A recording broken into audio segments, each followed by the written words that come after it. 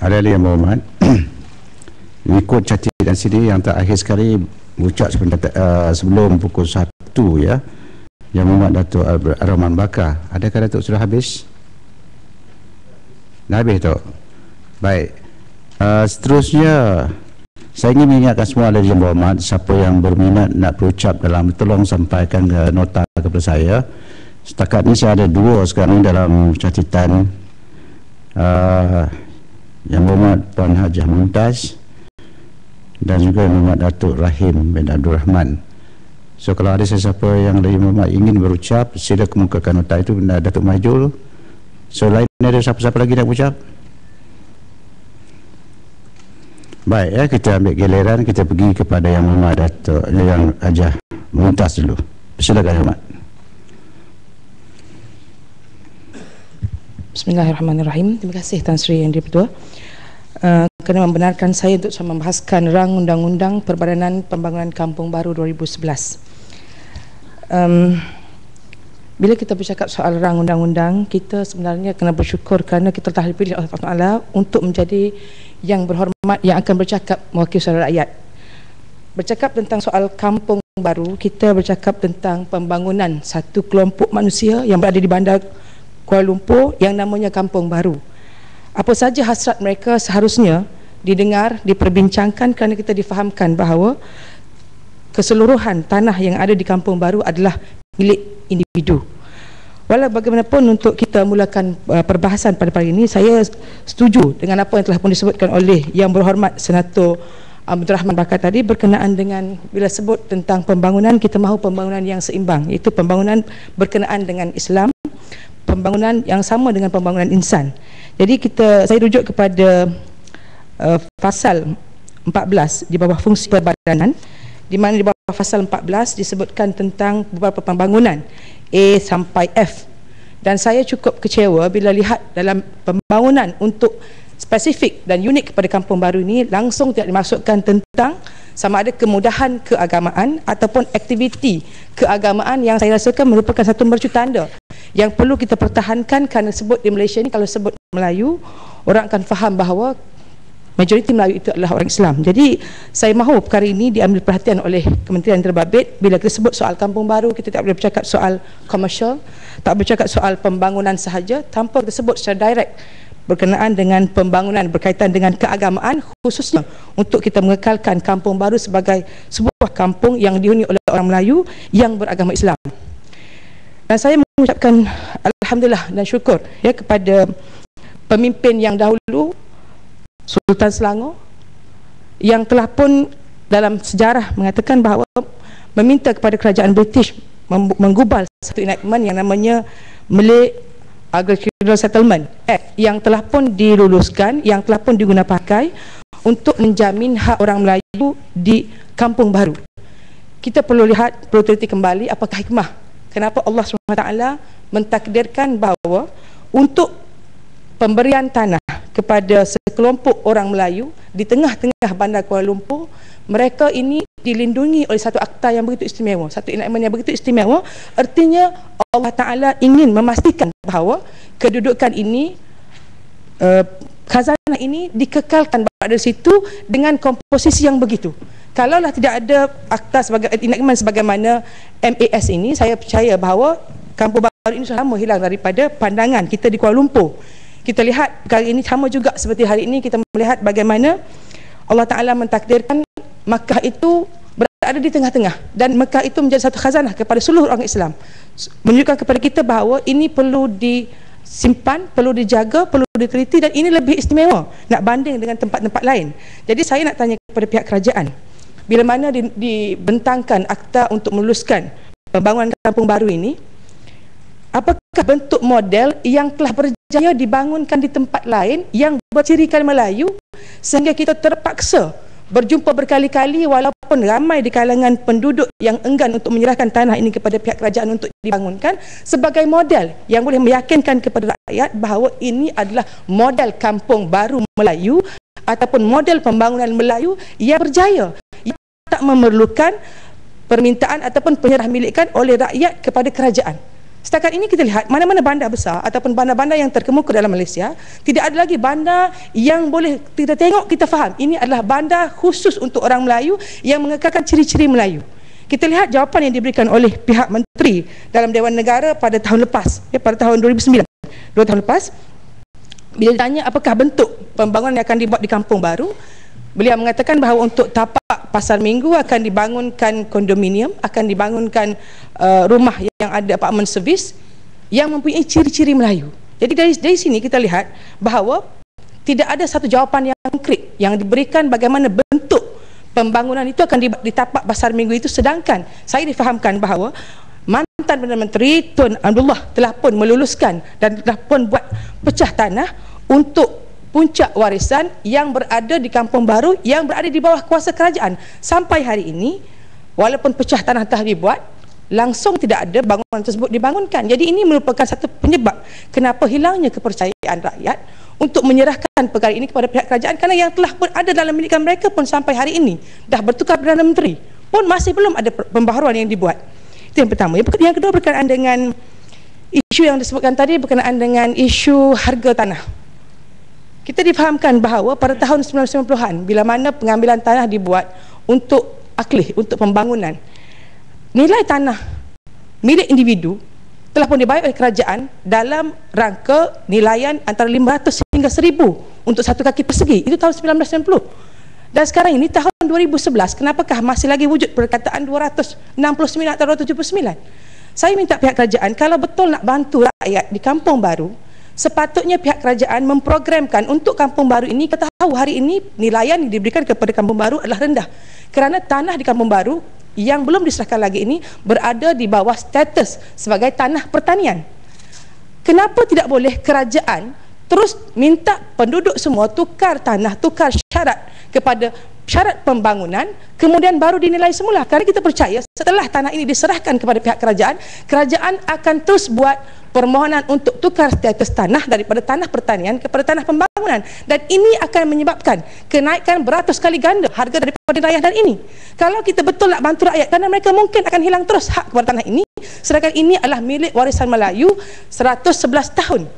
Jadi kita tahu kawasan ini akan dibangunkan, dia tidak akan jadi kawasan pertanian.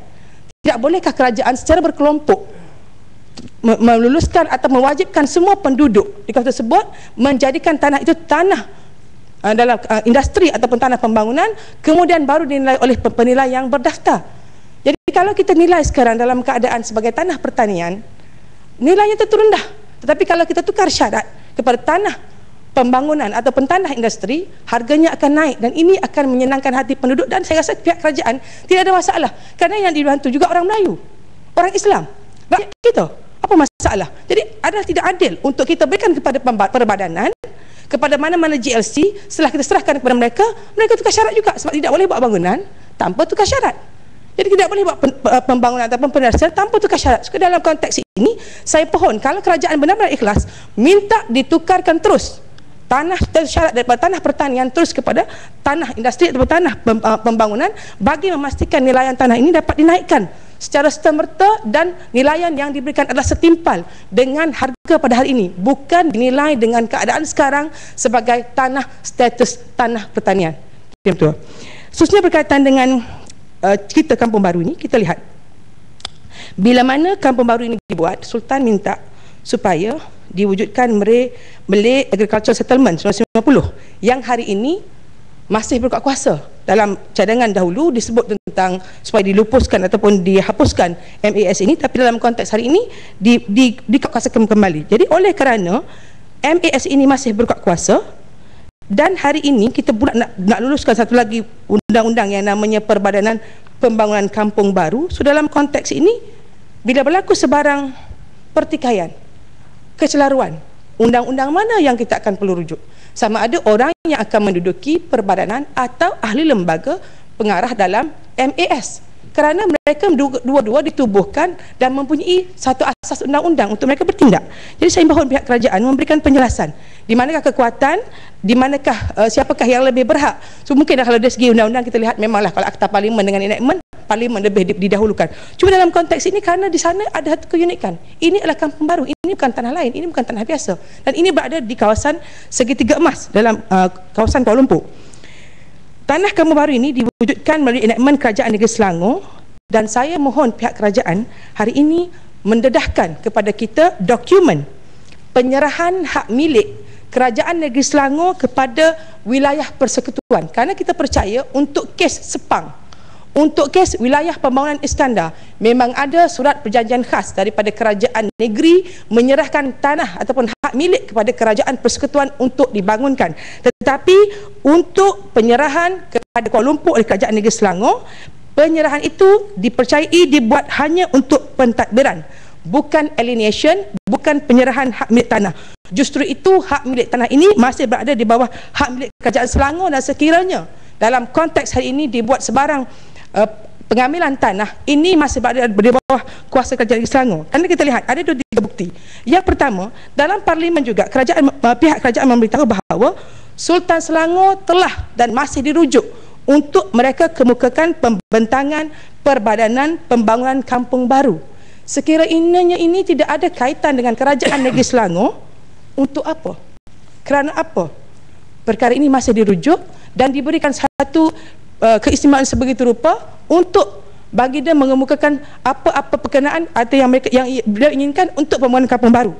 Dan kita lihat juga dalam DBKL telah dilantik beberapa orang wakil ahli majlis yang diwakili oleh Kerajaan Negeri Selangor. Kenapa perlu dalam DBKL ada wakil Kerajaan Negeri Selangor kalau bukan tanah di Kuala Lumpur ini, di kampung baru ini masih lagi milik kepada Kerajaan Negeri Selangor? Kita juga lihat dalam akta ini disebutkan bahawa untuk keanggotaan yang akan menganggotai jawatan ataupun perbadanan ini di bawah Seksyen 5 disebut F, seorang yang mewakili Kerajaan Negeri Selangor yang dinamakan oleh Raja Negeri Selangor dan hendaklah dilantik oleh menteri. Atas rasional apakah kerajaan mesti memasukkan di bawah Seksyen F ini, 5F ini, bahawa mesti ada wakil Kerajaan Selangor? Kerana ini jelas menunjukkan bahawa di sini tiada penyerahan mutlak oleh Kerajaan Negeri Selangor kepada Kuala Lumpur untuk penyerahan hak milik tanah, khususnya berkaitan dalam kes ini berkaitan dengan kampung baru. Oleh yang demikian, bahawa hujah yang dikemukakan oleh pihak kerajaan sebelum ini bahawa geran yang dikeluarkan oleh PTG wilayah tidak semestinya menjadikan tanah kampung baru bukan tanah Selangor, kerana kita lihat pertukaran hak milik ini ataupun penukaran geran ini bukan keseluruhan, dan kita lihat dalam yang asal ada disebut tentang Melay, tetapi dalam yang baru bertukar kepada kanun tanah negara. Jadi dalam konteks ini kita mohon jawapan secara resmi, apakah dokumen, di manakah section, apakah perjanjian yang telah menyebabkan boleh bertukar daripada Melay ini kepada kanun tanah negara yang menyebabkan hilang hak Selangor kepada kampung baru ini. Berkenaan dengan juga dengan pembangunan Negeri Selangor, pembangunan perbadanan ini dicadangkan pada tahun 2007 melalui Perintah Perbadanan Pembangunan Kampung Baru 2007 melalui Akta Perancangan Wilayah Persekutuan. Menteri menyatakan bahawa penubuhan perbadanan adalah cadangan pemilik tanah.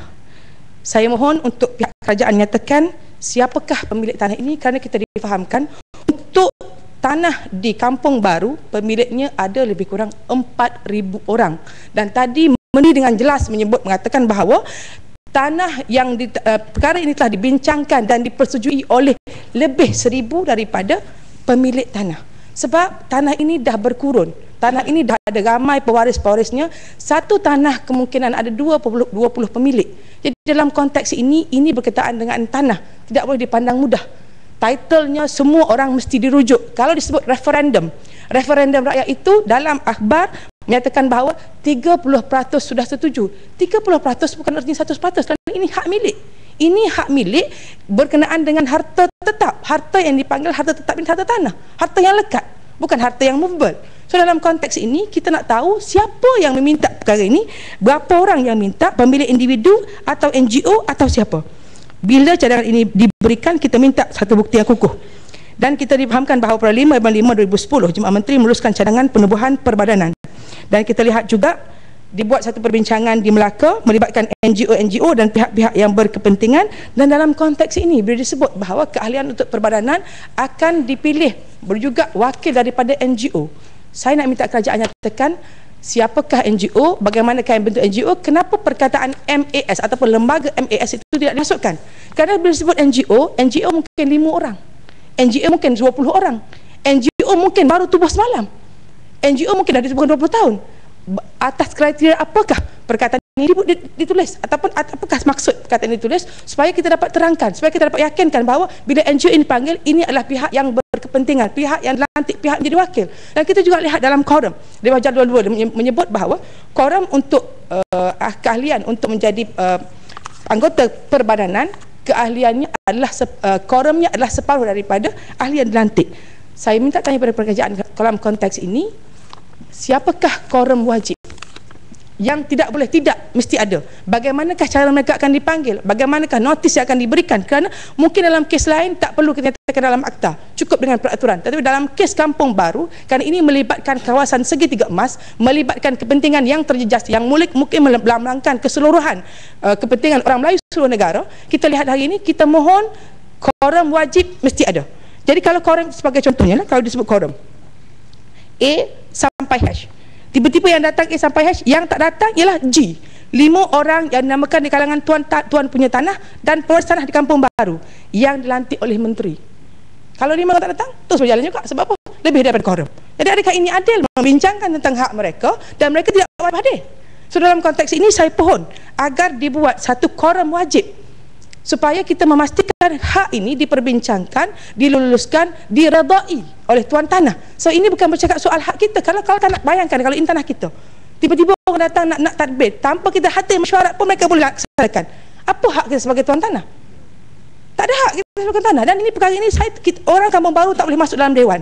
Kita je boleh masuk dalam dewan. Dalam konteks ini kita kena bercakap bagi pihak tuan tanah. Jadi ini perkara yang bagi saya tidak adil kepada rakyat. Dan saya juga ingin tanya kepada pihak menteri dan pihak kerajaan, apakah lokus ataupun lokus standby yang dipunyai oleh pihak NGO baki mewakili pemilik tanah, kerana mereka dipercayai mempunyai kepentingan tertentu seperti pakam, mungkin ada benda yang mereka nak wakili. Apakah entiti mereka? Dan kita ingat juga, kita lihat bahawa walaupun rang undang-undang ini diluluskan di Dewan Rakyat, banyak bantahan telah dibuat, pelbagai desakan dibuat, dan saya percaya, saya baca dalam akhbar menyebut dengan jelas bahawa pihak Kampung Baru, termasuklah UMNO Kampung Baru sendiri, UMNO di kawasan Titi Bangsa sendiri, meminta agar kerajaan mengkaji semula akta ini supaya memastikan kuasa menteri jangan terlalu luas. Dan hari ini boleh lihat yang draft awal dan draft yang dibentangkan pada kita pada hari ini, rang undang-undang pada hari ini, tidak beza. Kuasa menteri mutlak. Ya, saya nak minta, nak tanya kat sini, mana lebih berkuasa, pemilik atau menteri? Sebab menteri boleh bertukar, kerajaan boleh bertukar, pemilik tanah kalau mereka tak jual tak boleh bertukar. So dalam konteks ini kita pohon agar gesaan daripada rakyat ini diberi perhatian, sebab ini khusus. Ini bukan melibatkan semua seluruh negara, tapi ini khusus kepada Kampung Baru. Tolonglah beri ruang, berilah bila rakyat bersuara, berilah peluang kepada mereka untuk terlibat sama dan jangan bagi kuasa mutlak. Sebab kita lihat, kita tidak mahu berlaku penyalahgunaan kuasa oleh orang tertentu yang mungkin menjadi menteri. Bukan kata kes untuk wilayah persekutuan, mungkin dalam kepentingan lain pun boleh berlaku. Bila kita berikan kuasa mutlak, dia boleh berlaku. Timbul isu macam yang berlaku baru-baru ni. Kita tidak mahu isu seperti itu timbul kerana kita memberikan peluang kepada orang yang berkenaan untuk menyalahgunakan kuasa. Seperti perkara ini kita boleh sekat kerana kita belum lagi meluluskan undang-undang ini di peringkat Dewan Negara. Jadi kita lihat juga disebut referendum pada hari itu. Saya nak tanya kepada pihak kerajaan, berapakah pemilik dan pewaris yang lebih kurang 4,000 orang tu yang bersetuju? Berapa jumlah secara spesifik? Sebab hasil referendum itu penting untuk kita. Dan apakah yang ditanya dalam borang referendum? Apa soalan yang ditanya? Sebab referendum tapi dari segi pertanyaan itu perlu. So kita lihat di kawasan-kawasan lain, di negara-negara lain yang ada Malay Reserve Act, yang ada enactment tanah khusus untuk reserve orang Melayu. Kalau tanah tersebut nak dijual ataupun nak dipindah milikkan, dia mesti masuk exco. So dalam konteks sekarang, bila tanah Kampung Baru, kenapakah cukup dengan perbadanan? Kenapa tak boleh dirujuk kepada Parlimen? Jawatan kuasa yang dilantik direct oleh Parlimen untuk membincangkan perkara ini, kerana perkara ini spesifik. Kerana perkara ini mahal dan perkara ini berada di tengah-tengah kota. Kalau tanah di hujung kampung di Kelantan pun kena masuk exco, kalau tanah di bawah Malay Reserve, kenapa tanah di sini tidak boleh duduk demikian? Kerana ini kuasa Parlimen. Kerana wilayah persekutuan ini berada di bawah Parlimen.